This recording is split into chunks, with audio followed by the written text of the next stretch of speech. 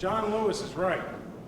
When he came to New Jersey 2 weeks ago, the famed civil rights leader perfectly described the issue of marriage equality. I think the day will come in New Jersey and all across our country, he said, when we will look back at this period and say, we were just silly.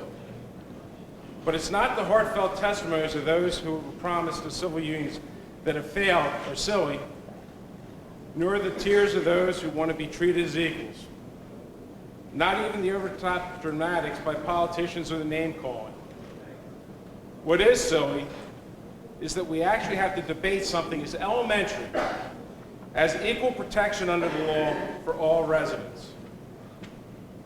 Over the past 6 weeks, I've heard reasons and arguments for marriage equality that have only strengthened my belief that the passage of this bill is the right thing and the just thing.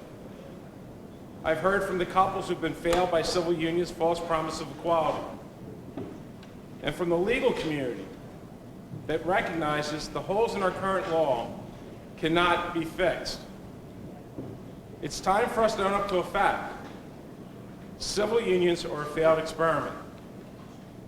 They do not promote equality, they only prolong stigma.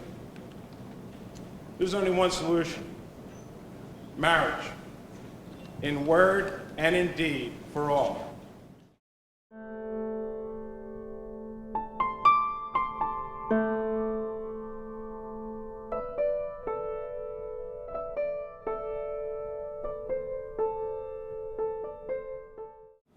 Our votes today may be cast as a yes or a no, but in history they will forever be recorded as a right and a wrong. There is no third option. So now's your moment. Now's the time to stand up and say, yes, I hear the pleas of those who want nothing more than to be treated fairly and equitably, and I stand with them. I know many of you deep down know this is absolutely the right thing to do. I can tell you based on experience, failing to do the right thing and knowing it is a horrible feeling that eats at you every second of every day. Yes, if you vote against the measure, you might keep your elected position and the support of those that come along with it. And you might be able to put legislation through. But at what cost? Isn't it more important that we as elected representatives did something truly to change people's lives for the better?